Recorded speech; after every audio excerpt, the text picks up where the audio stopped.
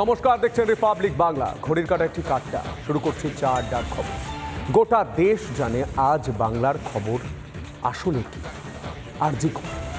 আরজি করে একজন মহিলা চিকিৎসক, তিনি সাধারণ মানুষদের অর্থাৎ আমাকে আপনাকে সুস্থ করার জন্য, পরিষেবা দেওয়ার জন্য তিনি ডিউটি করছেন, তার দায়িত্ব কর্তব্য পালন করছেন। কর্তব্যরত অবস্থায় তাকে প্রথম ধর্ষণ, তারপর খুন, তারপর একের পর এক দিন পেরিয়ে গিয়েছে। মুখ্যমন্ত্রী মমতা বন্দ্যোপাধ্যায়, স্বাস্থ্যমন্ত্রী মমতা বন্দ্যোপাধ্যায় তিনি বলেছেন যে পুলিশেই ভরসা আছে, কিন্তু পুলিশ এতদিনের মধ্যে কাজ না করতে পারলে এই তদন্ত সিবিআইয়ের কাছে চলে যাবে। গতকাল আমরা কি দেখলাম? আদালতে যেন কেঁচো খুঁড়তে কেউটে উঠে কি কেস ডায়েরিতে কার্যত ফাঁকা, তদন্তের অগ্রগতি একদম হয়নি। হাইকোর্টে ভৎসনার মুখে পড়তে হলো এই বাংলার পুলিশকে।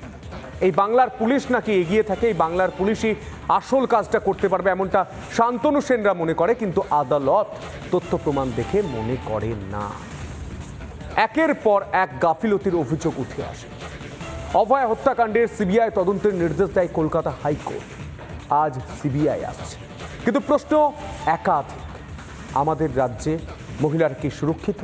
আমাদের রাজ্যে মহিলা চিকিৎসকরা কি সুরক্ষিত? আমাদের রাজ্যে সুরক্ষিত বাংলার মানুষ? এই প্রশ্নগুলো বাংলার মানুষের, আর এই প্রশ্নগুলো নিয়ে আমরা শুরু করব চা আড্ডা ভোট, চা আড্ডা খবর। কিন্তু তার আগে আমাদের বিশেষ প্রতিবেদন।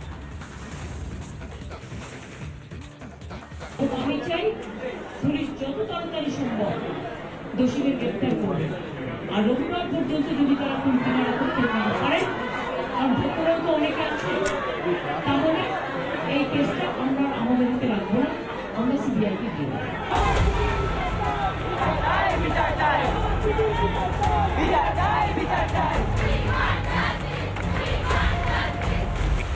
রবিবার পর্যন্ত অপেক্ষা করতে হলো না। পুলিশের তদন্তে অসন্তুষ্ট হয়ে মঙ্গলবারই সিবিআই তদন্তের নির্দেশ দিল কলকাতা হাইকোর্ট।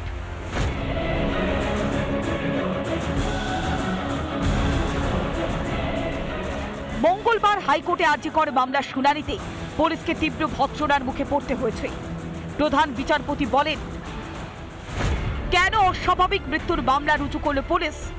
এমন নয় যে রাস্তায় দেহ পাওয়া গিয়েছে, আপনারা কি তদন্ত করছেন বুঝে গিয়েছি। এদিন প্রথমে কেস ডায়েরি জমা না পড়ায় অসন্তোষ প্রকাশ করেন প্রধান বিচারপতি।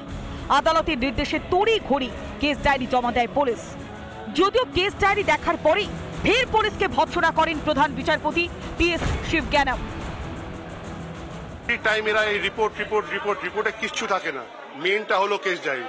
আর যখনই কেস ডায়েরিটা নিয়ে আসা হলো দুটোর সময়, তখন দেখা গেল কি এই কেসে কিচ্ছুই ইনভেস্টিগেশন হয়নি। কেস ডায়েরি দেখে তো আদালত, আপনি দেখলেনই, আজকে কোর্টের মধ্যে বলেছে যে সেই অর্থে কোনো রকমের অগ্রগতি হয়নি এই তদন্ত নিয়ে। তদন্তটা সত্যিকে উদ্ধার করার জন্য করা উচিত। তদন্তটা সত্যিকে, যেখানে একটি মেয়ে ধর্ষিতা হয়েছে, চাপা দেওয়ার জন্য করা উচিত নয়, যেখানে একজন মহিলা মুখ্যমন্ত্রী এ রাজ্যে থাকেন। এরপরেই পুলিশের তদন্তে চরম অসন্তোষ প্রকাশ করে সিবিআই তদন্তের নির্দেশ দেন প্রধান বিচারপতি। নির্দেশে প্রধান বিচারপতি বলেন, শেষ কয়েকদিনে তদন্তের অগ্রগতি নেই, তাই সিবিআইকে মামলা হস্তান্তর। বুধবার সকাল 10টার মধ্যে নথি হস্তান্তর। আস্থা ফেরাতে সিবিআই তদন্ত প্রয়োজন। এমন কিছু দেখতে পাচ্ছি না, আমরা ন্যায় বিচার চাইছি।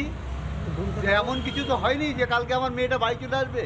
কিছুটা বিচার পেলে আমাদের শরীরে শান্তি, মনের শান্তি, আমার মেয়েটার আত্মার শান্তি পাবে। এবং 5 দিন হয়ে গেছে, সাবস্ট্যান্সিয়াল প্রগ্রেস অফ ইনভেস্টিগেশন কিছু নেই। সেই জায়গা থেকে কোর্ট সিবিআইকে ইনভেস্টিগেশন করার কথা বলেছে। এবং সবথেকে গুরুত্বপূর্ণ যে বিষয়টা, সেটা হচ্ছে যে কোর্ট মনিটর ইনভেস্টিগেশন। এদিকে সিবিআইয়ের কাছে তদন্ত ভার যায় খুশি আন্দোলনকারী চিকিৎসকরাও। তবে দোষীরা গ্রেপ্তার হওয়া পর্যন্ত আন্দোলন চলবে বলে জানিয়ে দিয়েছেন আন্দোলনকারীরা।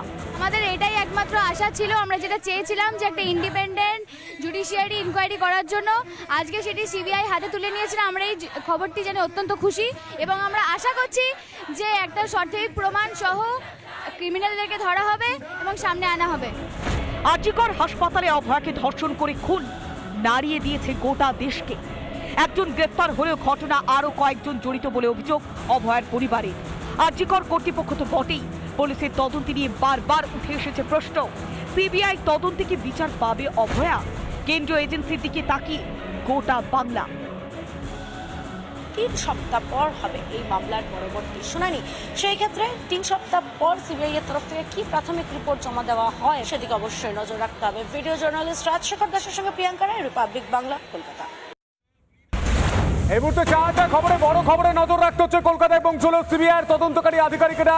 রয়েছে সিবিআইয়ের ফরেন্সিক দল। অভয়া ধর্ষণ ও খুনকাণ্ডের তদন্তে সিবিআই আজই ঘটনাস্থলে যাওয়ার কথা সিবিআই দলের। এই মুহূর্তে সেই ছবি দেখতে পাচ্ছেন। কলকাতা বিমানবন্দরে এসে পৌঁছলো সিবিআইয়ের ফরেন্সিক দল এবং সিবিআই আধিকারিকেরা। এই মুহূর্তে সেই ছবি রিপাবলিক বাংলার ফার্স্ট অন এক্সক্লুসিভ দেখতে পাচ্ছেন।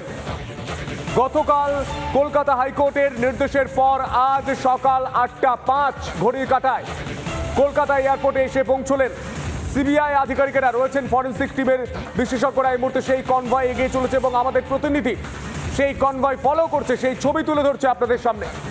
কলকাতায় সিবিআই আধিকারিকরা এসে পৌঁছলেন, রয়েছেন ফরেন্সিক দল। অভয়াকাণ্ডের তদন্তে সিবিআই কলকাতা এয়ারপোর্টে সিবিআইয়ের আধিকারিকেরা, ফরেন্সিক টিম সঙ্গে রয়েছে। এই মুহূর্তে সেই ছবি। অন্যদিকে 14 আগস্ট 2024 কলকাতায় সিবিআইয়ের ফরেন্সিক দল। এই মুহূর্তে দুই ছবি রিপাবলিক বাংলায় দেখতে পাচ্ছেন।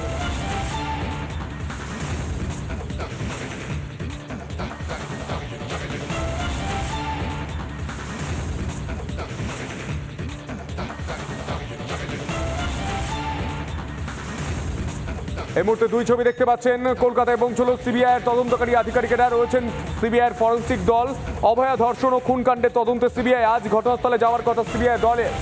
এই মুহূর্তে তারা 8:06 ঠিক কোন জায়গায় রয়েছে আপনাদের জানানোর চেষ্টা করবো এবং কোন পথে পৌঁছে যাবেন আরজি করে সেই তথ্য আপনাদের সামনে দেওয়ার চেষ্টা করবো। কারণ এই মুহূর্তে যে ছবিটা দেখতে পাচ্ছেন সেই ছবিটা first and exclusive Republic Bangla তুলে ধরছে।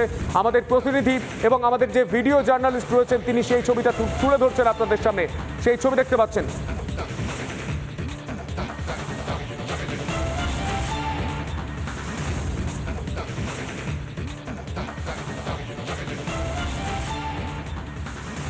আর এই ছবির দিকে অবশ্যই আমাদের নজর থাকবে। আসবো আলোচনায় যারা রয়েছেন পরিচয় করে দিয়ে আমার সঙ্গে ইতিমধ্যে স্টুডিওতে এসে উপস্থিত হচ্ছেন ডক্টর নারায়ণ চক্রবর্তী, বিজেপির মুখপাত্র ও পদ্মশ্রী পুরস্কারপ্রাপ্ত বিজ্ঞানী। আপনাকে স্বাগত জানাই। এবং আমার সঙ্গে রয়েছেন ডক্টর প্রসূন কুমার ঘোষ, চিকিৎসক রয়েছেন এবং তাছাড়াও আমার স্টুডিওতে উপস্থিত রয়েছেন শুভজিৎ সরকার, এসএফআই নেতা। আমি প্রথমেই প্রসূন বাবুকে দিয়ে শুরু করি। প্রসূন বাবু, আমার একটা প্রশ্ন রয়েছে। কলকাতা হাইকোর্ট যে প্রশ্ন গতকাল করেছে আমারও ঠিক একই প্রশ্ন, সেই প্রশ্নটা রিপাবলিক বাংলা প্রথম দিন থেকে করছে। প্রথমেই এই আরজি করের তরফ থেকে বলে দেওয়া হলো যে এইটা আত্মহত্যা। তারপর বলা হলো মানসিক অবসাদে ভুগছিলেন বা মানসিক একটা রোগ ছিল। তারপর পুলিশ মামলা রুজু করছে অস্বাভাবিক মৃত্যু মামলা। এই ঘটনা গোটা দেশ নিন্দা জানাচ্ছে। আপনি একজন চিকিৎসক হিসাবে নিন্দা জানাচ্ছেন নিশ্চয়ই, অবশ্যই। এবং সেই জায়গায় দাঁড়িয়ে আপনি বলুন তো, এই মেয়েটা বিচার পাওয়ার জন্য কত দুয়ারে ঘুরে বেড়াবে? এই মেয়েটার পরিবার, যিনি চিকিৎসক, যিনি অভয়া, তার পরিবার তো বিচার চাইছে, কিন্তু কোনো জায়গায় কি মনে করা হচ্ছে আড়াল করার চেষ্টা করছে এই রাষ্ট্র, এই রাজ্যের সরকার? প্রথম যে দুটো আপনি পয়েন্ট বললেন সেই দুটো পয়েন্টে বলি, যে কোনো রাজ্যে যে কোনো সরকার, যে কোনো রাজ্যে যে কোনো পুলিশ যদি বা যে কোনো রাজ্যের যে কোনো হসপিটাল অ্যাডমিনিস্ট্রেশন যদি কেউ এই ঘটনাকে প্রথমত আত্মহত্যা অথবা অস্বাভাবিক মৃত্যু অথবা কোনো রকম কোনো ফ্যাক্টসকে যদি হাইড আপ করে, দলমত নির্বিশেষে এর সমালোচনার ঊর্ধ্বে হতে পারে না। এর নিন্দনীয়, এর চূড়ান্ত, একে নিন্দা করা উচিত এবং যারা যারা এর সঙ্গে যুক্ত আছে এই কাজে তাকে চূড়ান্ত শাস্তি দেওয়া উচিত। এখানে কোনো জায়গায় কোনো দল মত নির্বিশেষে প্রত্যেকের রায় একই হওয়া উচিত। যে ঘটনা ঘটেছে সারা শতাব্দীতে, আজ থেকে 100 বছর পরেও যদি এই ঘটনা নিয়ে আলোচনা করা হয়, যে চ্যানেলেই হোক, যে সরকারই থাকুক আর যে সরকারের সময় এটা হয়েছে, বা যারা যারা এই ঘটনায় প্রাথমিকভাবে এই সত্যকে চাপা দেওয়ার চেষ্টা করেছে, তাদের থেকে বড় কালপ্রিট আর কোনো জায়গায় কোনো দেশে হতে পারে না। বেশ, আমি নারায়ণবাবুর কাছে আসবো। স্যার, আপনার কি মনে হয়, দীর্ঘ কর্মজীবন, সেই অভিজ্ঞতা থেকে কি মনে হয় এত বড় একটা ঘটনা, তখন তারপরই সন্দীপবাবুকে সরিয়ে দেওয়া হচ্ছে কিন্তু অন্য জায়গায় নিয়ে গিয়ে তাকে বসিয়ে দেওয়া হচ্ছে? ন্যাশনাল মেডিকেল কলেজে আন্দোলনরত চিকিৎসকরা বলছেন আমরা আবর্জনা নেব না, আরজি করের আবর্জনা নেব না।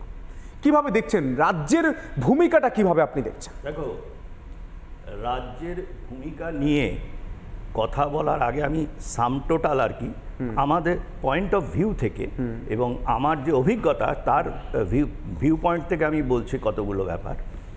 যে হাইকোর্টের এই রায়ের আগে কি ছিল, পুলিশ কমিশনার বিনীত গোয়েল তার একমাত্র কাজ হচ্ছে মাননীয়ার চটি চাটা, এবং তিনি পুরো মিথ্যে কথা বলে গেছেন।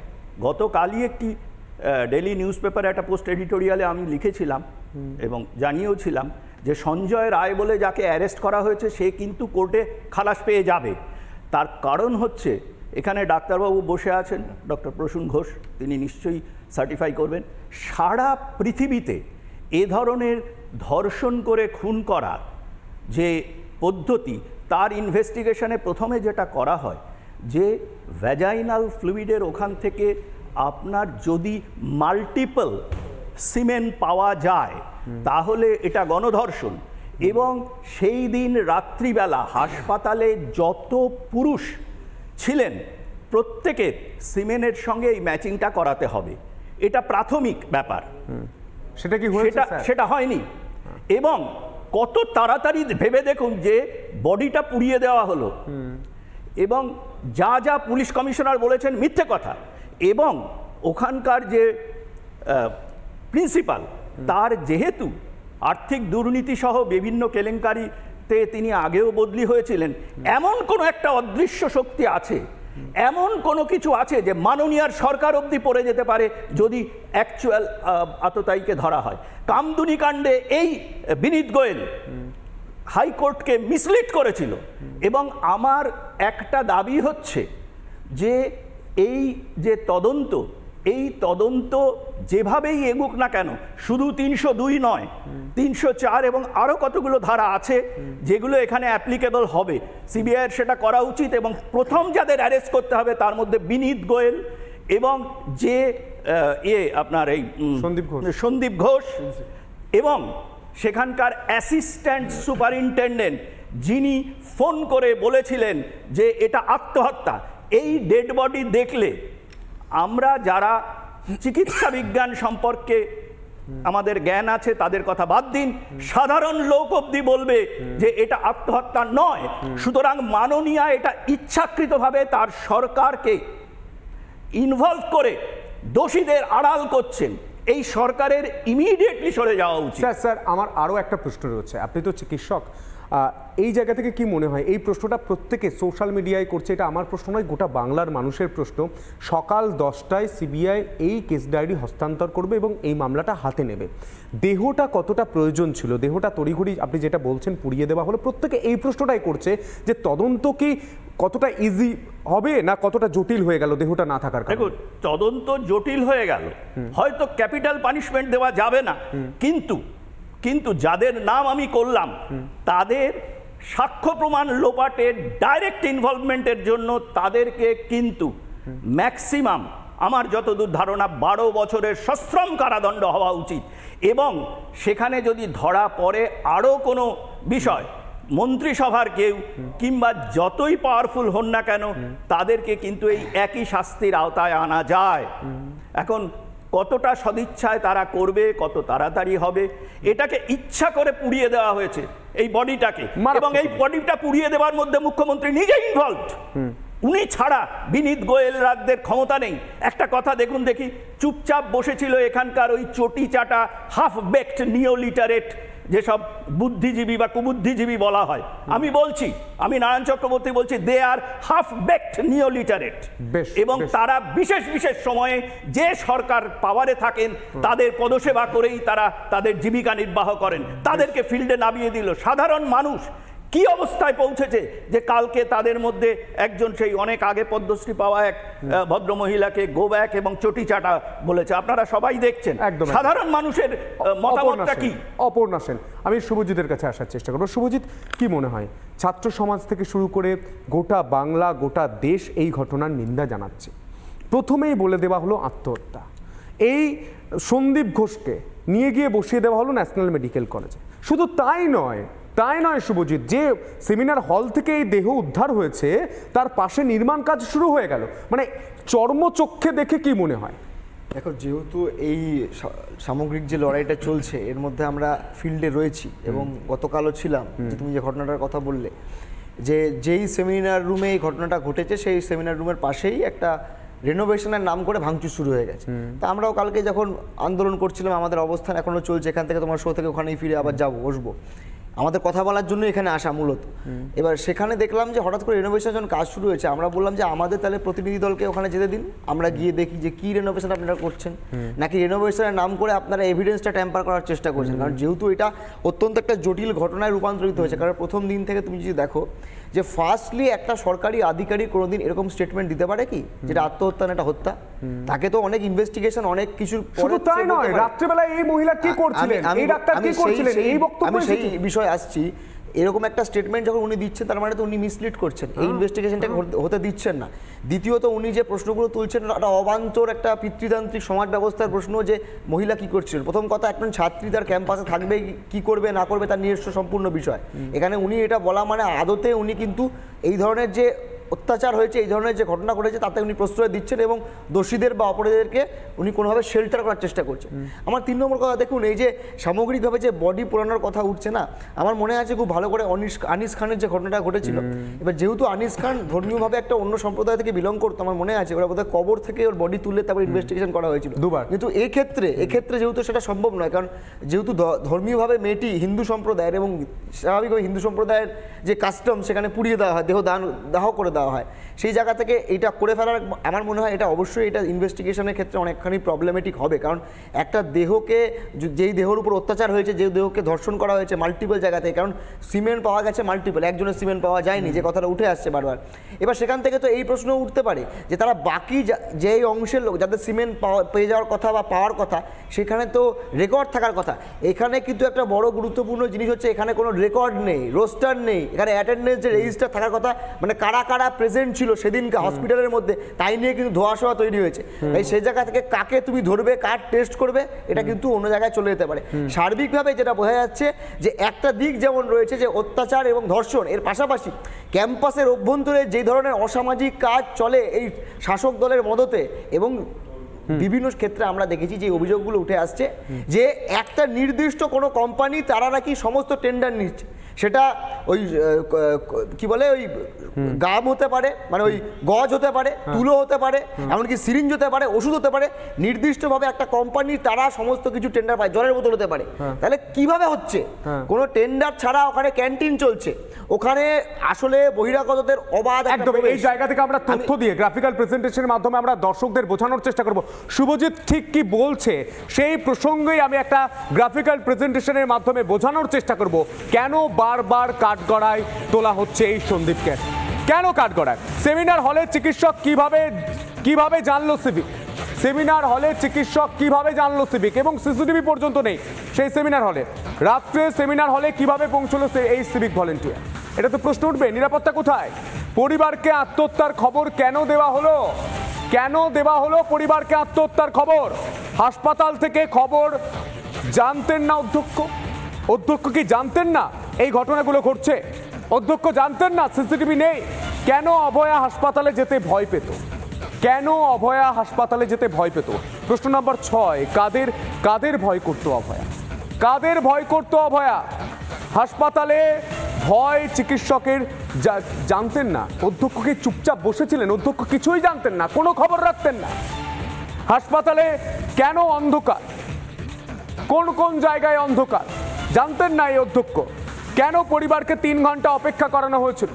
কেন পরিবারকে 3 ঘন্টা অপেক্ষা করানো ছিল? এই প্রশ্নগুলো উঠবে। এর জন্যই কাঠগড়ায় তিনি প্রথম হাসপাতাল সূত্রে জানিয়ে দেওয়া হলো এটা আত্মহত্যা, এটা আত্মহত্যা। তারপর জানিয়ে দেওয়া হলো যে এই ঘটনার সঙ্গে মানসিক অবসাদ একটা রয়েছে। তারপর জানিয়ে দেওয়া হলো যে এই অস্বাভাবিক মৃত্যু। মানে এই ঘটনাগুলো কেন বলা হয়েছিল হাসপাতাল তরফ থেকে? এটাই তো সবথেকে বড় প্রশ্ন। এবং অপরাধীদের শেল্টার দেওয়া হচ্ছে, এই ঘটনা এমনটা বলা হচ্ছে যে যিনি অপরাধীদের শেল্টার দিয়েছেন তাকে কারা শেল্টার দিচ্ছে? সঙ্গে সঙ্গে আরজিকর থেকে নিয়ে যাওয়া হলো এনআরএস। আমার একটা ছোট বক্তব্য, যেহেতু এই ব্যক্তিকে নিয়ে এত কন্ট্রোভার্সি এবং অনেক কিছু উঠে এসছে এবং তার অতীত রেকর্ড যদি দেখা হয়, সে বিভিন্ন সময় শাসক দলের কাজ করেছে এবং অনৈতিক কাজের সঙ্গে যুক্ত আছে। আমার মনে হয় সিবিআই যেহেতু এই কেসটা টেক ওভার করে হয়েছে, আমি তোমার চ্যানেলের মাধ্যমে এটা মানে আহ্বান করবো সিবিআইয়ের কাছে একজন নাগরিক হিসাবে, যাতে এই লোকটিকে সবার আগে ইনভেস্টিগেট করা হয় এবং এর পাশাপাশি এর সঙ্গে হসপিটালের অথরিটিকে ইনভেস্টিগেশনের আওতায় আনা। কি মনে হয় প্রসূনবাবু? আমি প্রথমেই বলি যে মারাত্মক কাজটা উনি করেছেন, এই পয়েন্টের ভেতরে সেই পয়েন্টটা আমি সবার আগে বলি যে কোনো জায়গায় কোনো ভিকটিমের নাম কখনো টিভি চ্যানেলে বলতে নেই। ওইটুকু সময় 3.5 থেকে 4 মিনিট সময়ের বাইটে উনি 9 বার এই ভিকটিম, অসহায় এই ভিকটিমের নাম উনি নামগুলোকে সবার সামনে বলেছিলেন। প্রশ্ন এখানে অনেক আসে, এখানে দলমত নির্বিশেষে যদি বলি, আমি সাধারণ মানুষ বা ডাক্তার অথবা যদি বোধ বুদ্ধি সম্পন্ন মানুষ হিসেবে আমি কথা বলি, এই জিনিস কখনো করা উচিত না। একদমই প্রসূনদা, এই মুহূর্তে আমরা একটা ছবি দেখানোর চেষ্টা করবো। নিউ টাউনের বিএসএফ ক্যাম্পে ইতিমধ্যেই পৌঁছে গিয়েছে সিবিআই আধিকারিকেরা, কারণ আগে তো নিজে বাঁচবো, তারপর তো ইনভেস্টিগেশন করবো। এই রাজ্যে তো সেই পরিস্থিতি আমরা সন্দেশখালীতে দেখেছিলাম। এই মুহূর্তে নিউ টাউনে বিএসএফ অফিসে সিবিআই টিম, এই মুহূর্তে সেই ছবি ফার্স্ট অন এক্সক্লুসিভ রিপাবলিক বাংলায় দেখতে পাচ্ছেন। বিএসএফ অফিসে পৌঁছে গিয়েছেন, নিউ টাউনের বিএসএফ অফিসে সিবিআই টিম পৌঁছে গিয়েছেন, নিরাপত্তার খাতিরে নিশ্চয়ই পৌঁছে গিয়েছেন। এই মুহূর্তে আমরা সেই ছবি দেখতে পাচ্ছি, আর এই ছবির দিকে অবশ্যই আমাদের নজর থাকবে।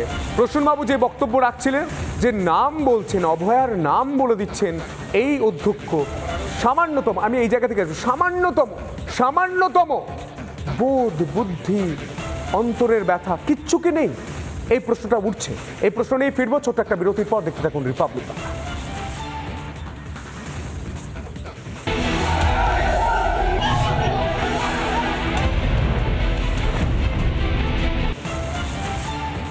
অধ্যক্ষ সন্দীপ ঘোষ তদন্ত যে পথেই যাক না কেন, এই সন্দীপ ঘোষ তার নাম উঠে আসছে। কেন? কারণ তার ভূমিকা। তিনি প্রথমেই যে মন্তব্যগুলো করেছেন, শুধু তাই নয়, এই নির্যাতিতা অভয়ার যেভাবে নাম নিয়েছেন তিনি, সে তারপর এই সন্দীপ ঘোষকে কেন্দ্র করে গোটা রাজ্য জুড়ে বিক্ষোভ। শুধু তাই নয়, আরজি কর থেকে ন্যাশনাল মেডিকেল কলেজে তাকে যখন পাঠানো হচ্ছে, সেখানেও বলা হচ্ছে আরজি করের আবর্জনা নিচ্ছি না, নেব না। দেখুন,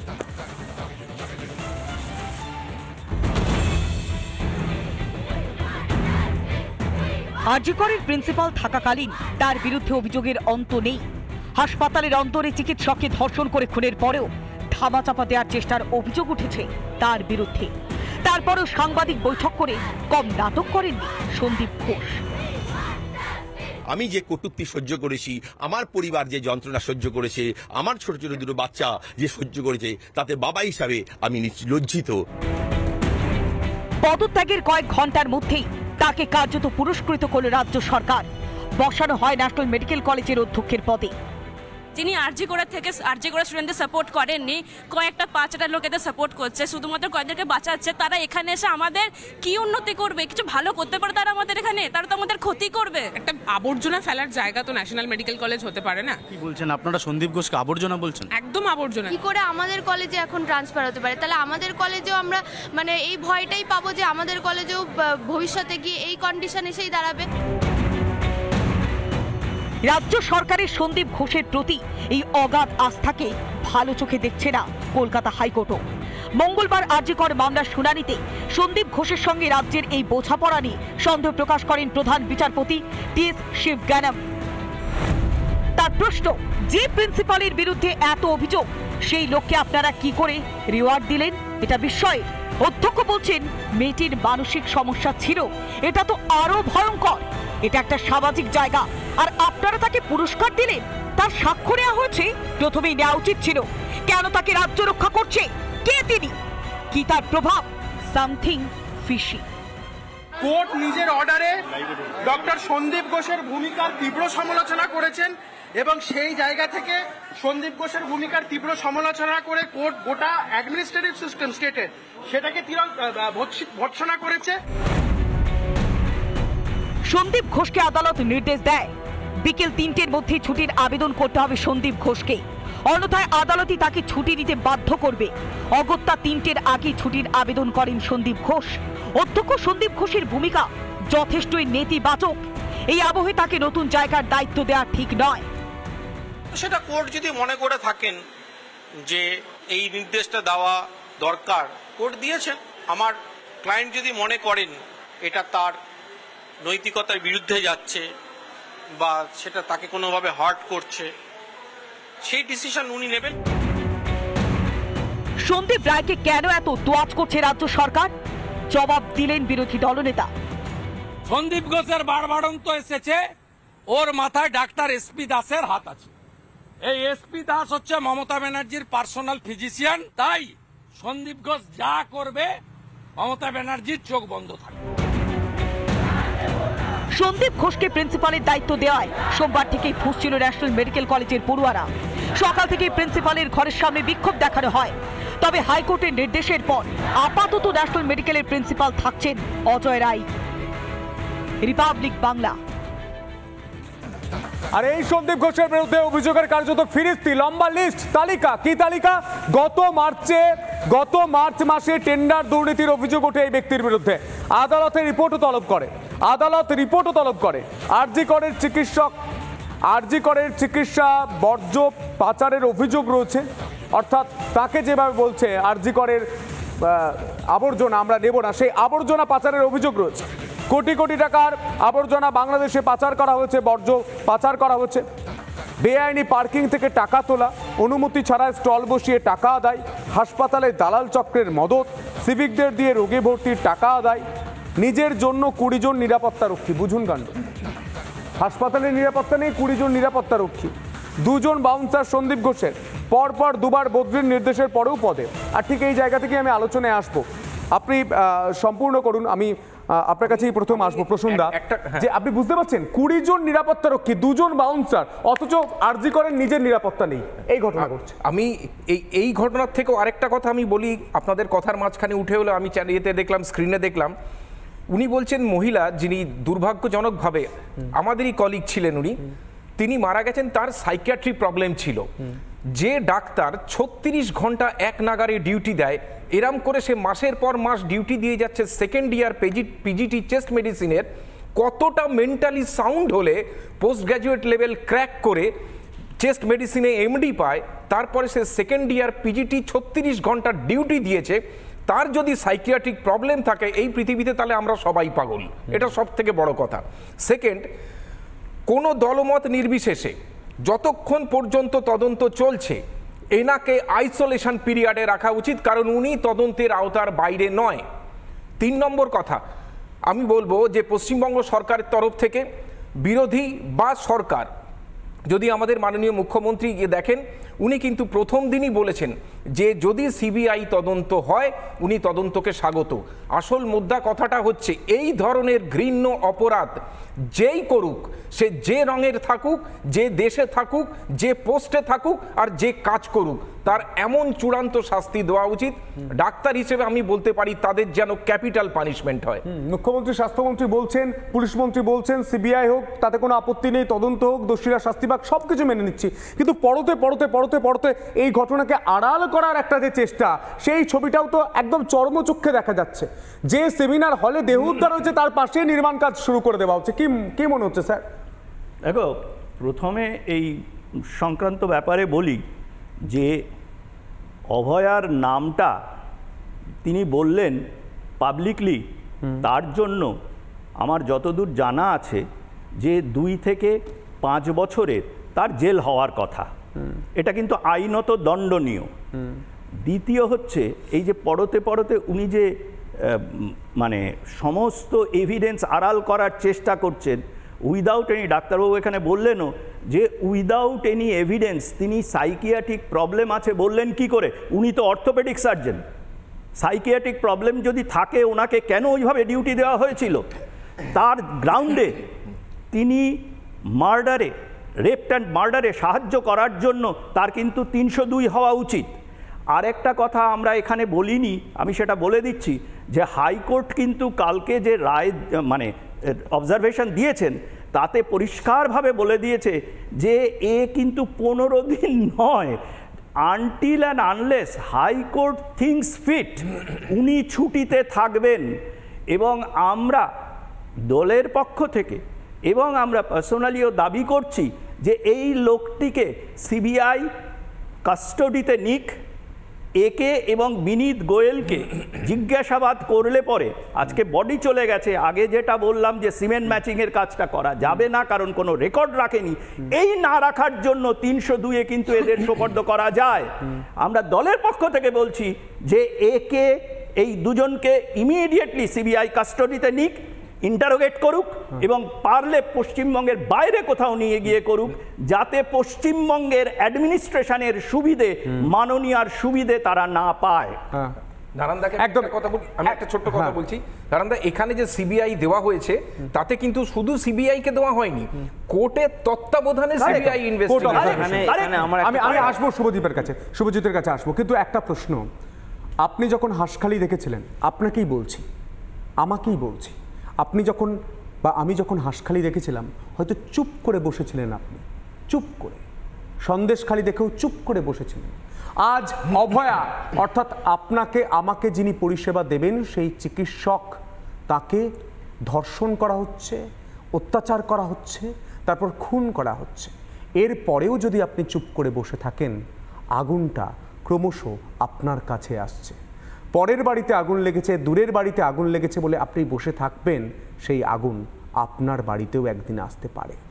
গোটা দেশ প্রতিবাদ করছে, গোটা বাংলা প্রতিবাদ করছে এবং এই প্রতিবাদটা হওয়া জরুরি। কিন্তু আমরা কাকতালীয়ভাবে দেখতে পাচ্ছি অন্য রাজ্যে এই ঘটনা ঘটলে আমাদের রাজ্যে মোমবাতি হাতে বুদ্ধিজীবীরা রাস্তায় নেমে পড়েন। যদিও গতকাল সবকিছু ম্যাচ করে দিতে, সবকিছু মিলিয়ে দিতে অনেকেই এসেছিলেন, কিন্তু অনেকেই আসেননি। শুভজিৎ, এখান থেকেই প্রশ্ন, বুদ্ধিজীবীরা কি রং দেখেন, বুদ্ধিজীবীরা কি ঘটনা দেখেন, বুদ্ধিজীবীরা কি নিজেদের সুবিধাটা আগে দেখে নেন? আমি মনে করি না যে বুদ্ধিজীবী কথাটা যেটা উৎপত্তি হয়েছিল 2007-8 সালে তৎকালীন বামফ্রন্ট সরকারের বিরুদ্ধে একটা মত তৈরি করার জন্য, আমি এটা মানে ইচ্ছা করেই বলছি। তার কারণ গতকাল আমি যখন দেখলাম যে একজন ব্যক্তি, মাননীয় একজন এসেছিলেন, তারপর একটা যারা আমাদের অবস্থানে ছিল একটা বড় অংশের মানুষ বলছে পরিবর্তনের মানে নির্যাস, ধর্ষণ, এটা তখন ওনাকে বাধ্য হয়ে চলে যেতে হলো।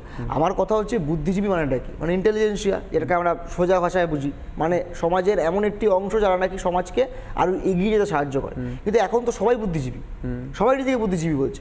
এবার এই জায়গা থেকে বুদ্ধিজীবীর মধ্যে আমি আবারও বলছি, কিছু অংশের লোককে আমি দেখেছি যারা কালচারালি বা সোশ্যালি একটু মানে ওয়েল কানেক্টেড বা এই ধরনের লোক, তারা এসছে প্রতিবাদে। কিন্তু যারা নাকি তৎকালীন সময় খুব প্রতিবাদ করতো, একবারে নিজের পকেটটায় মানে টাকা খরচা করে পেট্রোল পুড়িয়ে বিভিন্ন জায়গায় ছুটতো, তাদেরকে আমি দেখতে পাচ্ছি না। দে আর মিসিং, দে আর অ্যাবসেন্ট। আমার একটা খুব অত্যন্ত গুরুত্বপূর্ণ কথা এই পার্টিকুলার কেস নিয়ে, এই তুমি সিবিআইয়ের কথা বারবার বলছো, আচ্ছা তোমার কোনো গ্যারান্টি আছে যে সিবিআই ইনভেস্টিগেট করবে, যে পুলিশ তাদেরকে অ্যারেস্ট করবে না বা তাদের গাড়ি ভাঙচুর হবে না? এর কোনো তুমি গ্যারান্টি দিতে পারবে? কারণ পাস্ট রেকর্ড যে আছে যে সিবিআই আসছে, ওয়েস্ট বেঙ্গল পুলিশ গিয়ে তাকে অ্যারেস্ট করে নিচ্ছে, বা লোকাল তৃণমূলের নেতাকে গাড়ি ভাঙচুর করে দিচ্ছে। এই তো নিজস্ব আমরা দেখেছি, কুমার শেখ শাহজাহান দেখেছো তো, তুমি নিশ্চয়ই দেখেছো, আমরা সবাই দেখেছি। এখানে একজন বলে দিচ্ছে, মানে যাকে নিয়ে তো আলোচনা হচ্ছে, সে বলছে সাইকিয়াট্রিক প্রবলেম। আচ্ছা সাইকিয়াট্রিক প্রবলেম, তোমার পাস্ট হিস্ট্রি আছে? এই যে মিসলিড করছে ইনভেস্টিগেশনকে। আবার কদিন আগে একজন সিভিক ভলেন্টিয়ারকে ধরা হয়েছিল, বলছে নাকি নেক্রোফিলিয়া আছে, মানে ডেড বডির সঙ্গে যে সেক্স করে তাকে নেক্রোফিলিক বলে। এবার নেক্রোফিলিয়া আছে কি নেই, তার কি কাউন্সিলিং হয়েছে, তার কি সাইকোলজিক্যাল আইডিয়া হয়েছে? আসলে পুরো জিনিসটা কি বলতো, পুরো জিনিসটা হচ্ছে একটা বড় চক্র, হয়তো ওষুধ পাচার, হয়তো ক্যাম্পাসের মধ্যে একটা অরাজকতা, সেই জিনিসটাকে ধামাচাপা দেওয়ার জন্য কিছু লোককে এনে সাজিয়ে কেসটাকে ঘুরিয়ে দেওয়ার চেষ্টা করছে, কেসটাকে ঘুরিয়ে দেওয়ার স্কেপগট করা। আমি আসবো স্যার, আমি আসবো, আপনাদের ছবিটা একবার দেখিয়ে দিই। আমরা যে ছবিটা বারবার বলছি যে সেমিনার হল থেকে এই অভয়ার দেহ পাওয়া গিয়েছিল, সেই সেমিনার থেকে ঢিল ছোড়ার দূরত্ব নয়, একদম সামনেই নির্মাণ কাজ শুরু করে দিয়েছে। কেন শুরু করে দিয়েছে আমরা বোঝার চেষ্টা করি। আমাদের প্রতিনিধি ভাস্কর কি রিপোর্ট তুলে ধরেছে। দাঁড়িয়ে রয়েছি চেস্ট মেডিসিন বিভাগের যে সেমিনার রুম, সেই সেমিনার রুমের সামনে। এখানে কলকাতা পুলিশের কর্মীরা মোতায়েন রয়েছেন এবং যে প্লেস অফ অকারেন্স পিও, তার সামনেই এখানে কনস্ট্রাকশনের কাজ চলছে। এবং যখন আমরা রিপাবলিক বাংলা এসে পৌঁছই, সেই সময় পুলিশ কর্মীরা তারা এখানে প্রশ্ন তোলেন যে আমরা কেন এখানে, এবং বারবার যে প্রশ্নটা হচ্ছে একাধিক জায়গায় কিন্তু মেইনটেনেন্সের যে কাজ, সেই কাজ চলছে। অর্থাৎ এই যে জায়গা সেমিনার রুমের বাইরে এই যে রুম, সেই রুমে যেমন কনস্ট্রাকশনের কাজ হয়েছে বা এখানে ভাঙা হয়েছে, সেই জায়গায় নিঃসন্দেহে প্রশ্ন উঠছে তথ্য প্রমাণ লোপাটের চেষ্টা হয়েছে কিনা, এবং কলকাতা পুলিশের নজরদারি যেখানে এখানে রয়েছে সেখানে কিভাবে কারা এই কাজ চালালেন, হাসপাতাল কর্তৃপক্ষই বা কি ভূমিকা পালন করলেন তা নিয়ে প্রশ্ন উঠছে বারংবার। মরুভূমিতে উট নিজের মাথাটা আড়াল করে দিয়ে ভাবে যে বালি ঝড় হয়তো তার কাছে ঘেঁষতে পারবে না, তার কোনো ক্ষতি হবে না। সেই উটের মতো হয়ে যাবেন না বাংলার মানুষ বা যারা প্রতিবাদ করতে আসছেন বা প্রতিবাদ করতে আসছেন না, তাদের উদ্দেশ্যে এই বক্তব্য অনেক জায়গায় লেখা হচ্ছে। আপনি উট হবেন না, প্রতিবাদটা করুন, কারণ এটা আমাদের ঘরের মেয়ে, ঘরের দিদি, ঘরের চিকিৎসকের বিষয়। তার প্রাণটা চলে গিয়েছে, তাকে ধর্ষণ করা হয়েছে। আমি নারায়ণবাবুর কাছে আসার চেষ্টা করব। ডক্টর নারায়ণ চক্রবর্তী, আপনার কি মনে হয় যে প্রথম দিনই আপনি একজন ডাক্তার, আপনার মনে হয় এই ঘটনা ঘটার পর প্রথম 24 ঘন্টা গোল্ডেন পিরিয়ড এবং তার শরীরটা সব থেকে গুরুত্বপূর্ণ। আজ সিবিআই আসছে, মাঝে অনেকগুলো দিন চলে গেছে, দেহটা নেই, তদন্ত কোন গতিতে এগোবে? দেখো, আমি আগেও বলেছি যে দেহ যখন নেই এবং প্রথম যে সেই সিমেন্ট ম্যাচিংয়ের কাজটা করার যখন কোনো রকম সুযোগ মাননীয় প্রশাসন রাখেনি, নষ্ট করেছে, সেখানে আমি একটা কথা বলি, এই যে নেক্রোফেলিয়ার কথা বলা হলো তার আসল কারণটা বলি যে মাদ্রাস হাইকোর্ট চেন্নাইয়ের, হ্যাঁ, তাদের একটা রায় আছে যে ডেড বডির সঙ্গে সেক্স করলে that is not a criminal offence. এই অ্যাডভান্টেজটা বিনীত গোয়েল নিয়েছিল এবং বিনীত গোয়েলকে এই কারণেও অ্যারেস্ট করা যায়। দলের পক্ষ থেকে, ব্যক্তিগতভাবে আমার পক্ষ থেকে বলছি, বিনীত গোয়েল এবং ওই প্রিন্সিপাল সন্দীপ ঘোষকে যদি অ্যারেস্ট করে সিবিআই কাস্টডিতে না নেয়, তাহলে কিন্তু পশ্চিমবঙ্গের আগের বহু মামলার মতো এটাও কিন্তু হারিয়ে যাবে। এবং আমরা যারা মানে মাতৃগর্ভজাত, তারা মাতৃ শক্তির এই অবমাননাকে মেনে নিয়ে ওই যে বললে উট বা অস্ট্রিচের মতো বালিতে মুখ গুজে থেকে আমরা আমাদের বাঙালিত্ব তথা মনুষ্যত্ব তথা ভারতীয়ত্ব হারাবো। যে রাজ্যে যে জাতিটা নারী শক্তির পুজো করে, আমরা মা দুর্গার পুজো করি, মা লক্ষ্মীর পুজো করি, মা সরস্বতীর পুজো করি, সেই মাটিতে অভয়ার মতো মায়েদের, অভয়ার মতো মেয়েদের বারবার প্রাণ হারাতে হচ্ছে, তাদের ইজ্জত হারাতে হচ্ছে, তাদেরকে ধর্ষণ করে খুন করা হচ্ছে। শুধু আরজিকর নয়, আমাদের মনে রাখতে হবে কালিয়াগঞ্জ, কালিয়াচক এবং হাঁসখালির কথা এবং সন্দেশখালির কথা। প্রসূনবাবু, আমি একটা কথা বলি যে একজন ডাক্তার যদি হাসপাতালের মধ্যে যার এরকম ঘটনা ঘটে, জানেন তো, যারা ডাক্তার হয়, যারা পিজিটি হয়, যারা ইন্টার্ন হয়, যারা হাউস স্টাফ হয়, তাদের আমরা দুটো কথা বলি, একটা বাপের বাড়ি, একটা শ্বশুর বাড়ি। বাপের বাড়ি যদি তার নিজের বাড়ি হয়, শ্বশুর বাড়ি তাহলে হাসপাতাল। তাহলে এই হাসপাতালের ভেতরে যে সময়ই হোক এই ধরনের ঘটনা যদি ঘটে, এটা সভ্য শিক্ষিত মানুষ সমাজের একটা সব থেকে বড় লজ্জা। আর দ্বিতীয় কথা, বুদ্ধিজীবীদের কথা আপনি তুলেছিলেন, যে ডাক্তার সেকেন্ড ইয়ার পিজিটি আর 1 বছর পরে সে একটা এমডি ডাক্তার হয়ে বেরিয়ে যাবে, তার থেকে বড় বুদ্ধিজীবী আর কেউ হতে পারে? তার জন্য সমাজের যে কোনায় যত মানুষ ছিল তারা বসে চিন্তা করবেন যে আজকে আমি রাস্তায় নামবো কিনা, আজকে আমি বুদ্ধিজীবী কোনো একটা মুভমেন্টে ছিলাম, এখানে থাকবো কিনা। যাদের মনে এই ধরনের চিন্তা থাকে আর যারা নিজেকে ব্যবহারের জন্য আসে, আমি বলবো আপনাদের আসতে হবে না, কারণ পশ্চিমবঙ্গের অসংখ্য মানুষ ঘরে ঘরে থেকে তারা আজকে মাটিতে দাঁড়িয়েছে, দলমত নির্বিশেষে। এই মুহূর্তে সিজিওতে সিবিআই টিম, ছবি দেখানোর চেষ্টা করবো। সিজিওতে সিবিআই টিম এই মুহূর্তে পৌঁছে গিয়েছে, আমাদের প্রতিনিধি সেই ছবি তুলে ধরছে। এই মুহূর্তে সেই ছবি দেখানোর চেষ্টা করবো। সিজিও কমপ্লেক্সে সিবিআই টিম এই মুহূর্তে দেখানোর চেষ্টা করবো। সিবিআই টিম পৌঁছে গিয়েছে সিজিও কমপ্লেক্সে। আনন্দমোহন ঝা আমাদের সঙ্গে সরাসরি রয়েছে। আনন্দমোহন, এই মুহূর্তে কি ছবি উঠে আসছে? আনন্দমোহন, দেখো সন্তু, তোমায় বলে দিই যে অভয়া কাণ্ডে, অর্থাৎ আরজিকর হাসপাতালের অভয়া কাণ্ডে দায়িত্ব পাওয়ার পরেই কিন্তু নড়ে চড়ে বসেছে সিবিআই এবং ইতিমধ্যেই তারা সিজিও কমপ্লেক্সে তারা এসছে এবং সেইখানে প্রায় 8 থেকে 10 জন টিম রয়েছে ওয়েল ইকুইপড, অর্থাৎ তারা যে পোস্টমর্টম রিপোর্ট থেকে শুরু করে যাবতীয় যে ফরেন্সিক এক্সপার্ট সমস্ত টিমে রয়েছে এবং তারা আজকে একটি বৈঠক করবে কিছুক্ষণ বাদেই সিজিও কমপ্লেক্সে, যেখানে ডিরেক্টর যিনি আছেন জয়েন্ট ডিরেক্টর তিনি থাকবেন এবং সিবিআই যারা প্রতিনিধিরা এসছেন বাইরে থেকে তারাও থাকবেন এবং তারা কিন্তু এই যে ব্যাপারগুলো নিয়ে কিন্তু এক্সপার্ট, সেই এক্সপার্টগুলোকে আনা হয়েছে।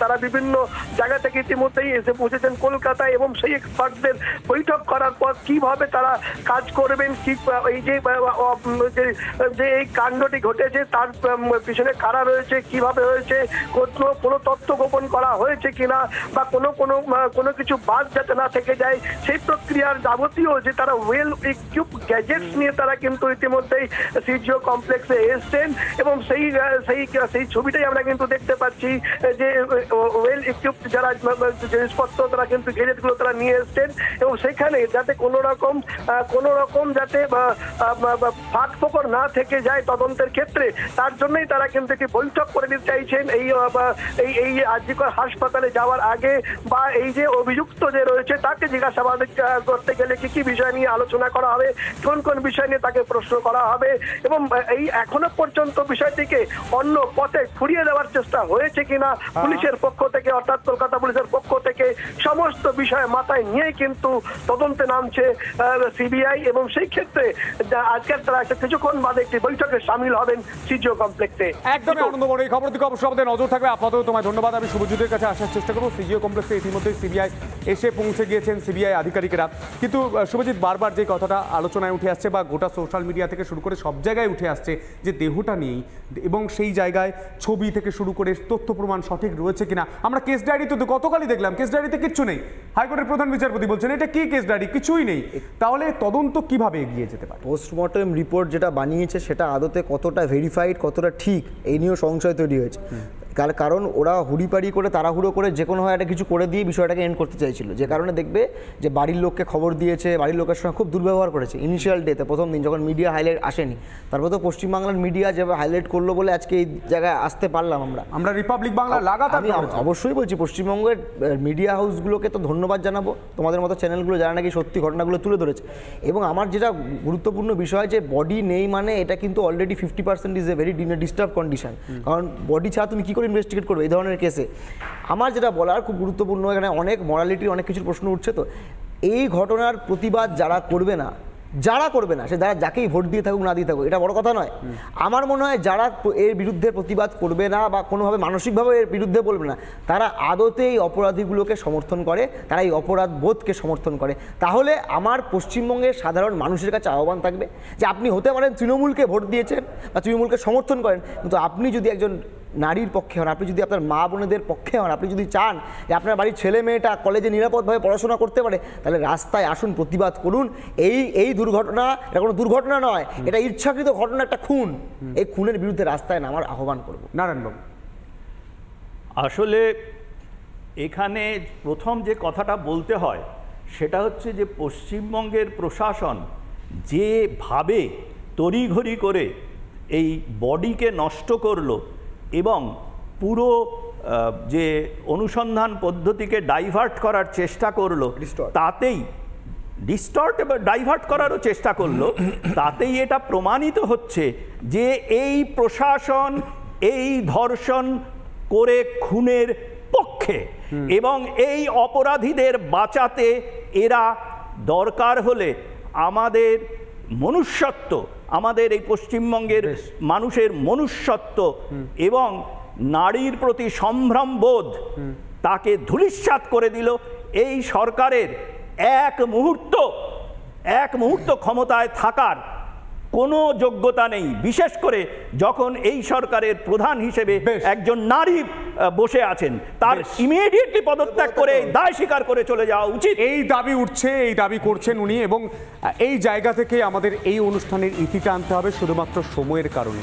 কিন্তু যাওয়ার আগে একটা লাইন বলে যায় যে অভয়ার বিচার চাই যারা বলছেন তাদের আন্দোলনটা এগিয়ে নিয়ে যেতে হবে, কারণ এটা বাংলার মেয়ের সম্মানের প্রশ্ন, ইজ্জতের প্রশ্ন। যেভাবে তাকে খুন করা হয়েছে, যেভাবে তাকে ধর্ষণ করা হয়েছে, তার নিন্দা জানাচ্ছে গোটা দেশ। এই জায়গা থেকে আমি অনুষ্ঠানে ইতি টানবো। প্রত্যেককে অসংখ্য ধন্যবাদ, ভালো থাকবেন এবং সমস্ত খবরের জন্য আপনার নজর থাকুক শুধুমাত্র রিপাবলিক বাংলায়।